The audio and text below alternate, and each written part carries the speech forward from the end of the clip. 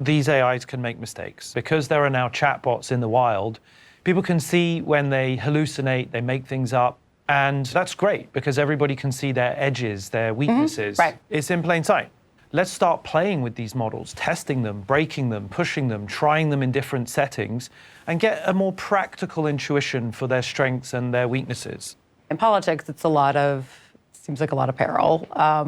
And you've said that the use of AI should be banned in politics? Right. That's the sensible, safe thing to do until we know how to fully control them and until we're super confident that they produce factually accurate responses consistently. In 2024, 2 billion people on the planet are going to go to the polls.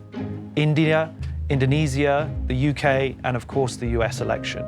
Right. And everybody is going to be able to produce video, images, audio, text, almost at human level quality. And that runs the risk of polluting the information ecosystem. So I've said that these chatbots shouldn't be allowed to persuade you to vote for one candidate or another. I'm calling on my industry peers to agree to that commitment proactively and voluntarily. Are there ways that you think AI could strengthen democracy? Moving beyond next year, these AIs are going to be good enough that we will be able to rely on them to provide very factual accounts. And I think that's actually going to be a great opportunity. People want an interactive, smooth, efficient way to access information. Which investments were made in public infrastructure? What did the report say that nobody read, that an entire committee spent 2 years evaluating? That could be very useful. When you were at Bletchley Park yesterday, you were in the meeting with Vice President Harris. Was there a lot of conversation about this? Did you see an opening here for where industry and government could come together to put up some guardrails? I think all the world leaders now are recognizing that this is a new type of risk.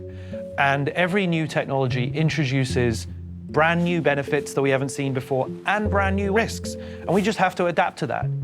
In our country, we are facing the likelihood that Donald Trump will be the Republican nominee. He was elected in 2016 using election disinformation, aided by another country, used election disinformation to cast down the 2020 election. How hopeful can we be that in the American election, we're not going to have AI-generated chaos? I think we should assume that that's quite likely.